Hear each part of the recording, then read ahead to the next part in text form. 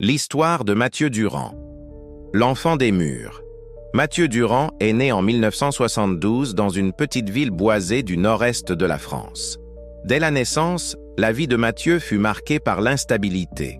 Son père, Gérard, était un homme instable et colérique, souvent absent et parfois violent.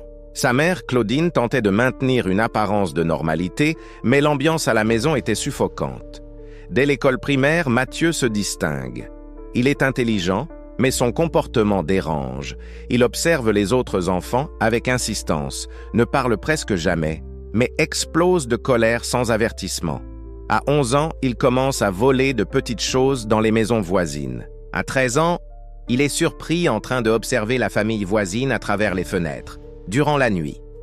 À 15 ans, il développe une obsession pour une jeune fille de son quartier. Élodie Marchal, 14 ans, vive, sociable, récemment marquée par le décès de sa mère. Élodie n'a jamais vraiment prêté attention à Mathieu, mais lui la remarque partout. Un jour, il trouve un vieux carnet qu'elle a laissé dans une salle de classe. Dedans, il y a son numéro de téléphone. Mathieu commence alors à l'appeler en se faisant passer pour un autre garçon. Il invente une identité, Thomas, un adolescent sportif et attentionné. Élodie tombe dans le piège, curieuse, flattée. Ils parlent au téléphone plusieurs soirs.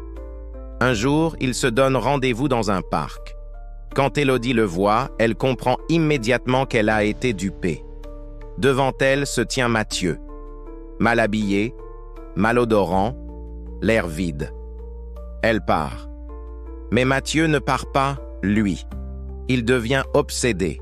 Il rôde autour de la maison des Marchal, observe les fenêtres, note les habitudes. Un soir d'octobre, il parvient à entrer dans la cave par une vieille fenêtre jamais verrouillée. Il trouve un réduit derrière le mur, un ancien espace technique muré. Il y place une couverture, des bouteilles d'eau, une lampe, et il reste. Pendant plus de 7 mois, Mathieu vit dans les murs de la maison des Marchal. Il sort la nuit, déplace des objets, laisse tomber des ustensiles, écrit sur les miroirs embués. Les 3 sœurs Marchal croient d'abord à un esprit. Élodie est persuadée que c'est est sa mère défunte qui tente d'entrer en contact avec elle. Les nuits sont remplies de craquements, de rires étouffés, de chuchotements. Puis les choses deviennent plus inquiétantes. Le lit d'Élodie est parfois déplacé de quelques centimètres. Des vêtements disparaissent, puis réapparaissent dans des endroits absurdes.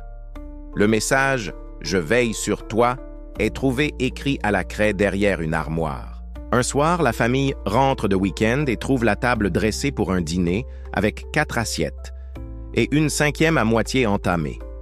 Le père d'Élodie pense à un squatteur. Il appelle la police, mais rien n'est trouvé. Jusqu'au jour où, en fouillant le sous-sol, il arrache une cloison derrière une armoire métallique et trouve Mathieu, recroquevillé, les yeux fous, tenant un couteau à beurre. Mathieu est interné en hôpital psychiatrique pendant quelques mois. On découvre qu'il souffre de troubles dissociatifs sévères, couplés à une forme rare de paranoïa obsessionnelle. Il sort quelques mois plus tard avec un suivi psychiatrique léger. Mais moins d'1 an après, un crime choquant secoue la région. Une famille, les Morel, vivant à quelques kilomètres des Marchal, est retrouvée morte dans leur maison. Le père, Jérôme, était au travail. Sa femme Claire, enceinte de 6 mois, et leurs 2 enfants, Camille, 7 ans, et Julien, 4 ans, sont retrouvés morts dans la baignoire.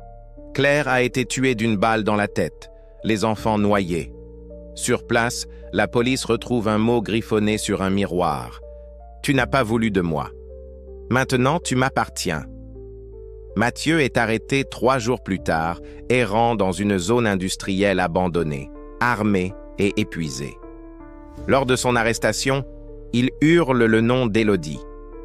Durant son procès, il est déclaré pleinement responsable de ses actes.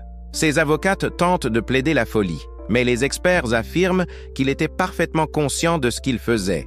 Il est condamné à la réclusion criminelle à perpétuité sans possibilité de libération anticipée.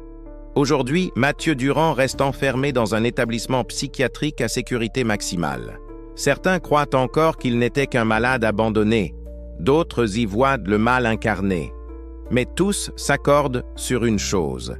Les murs ont des oreilles, et parfois, ils ont des yeux.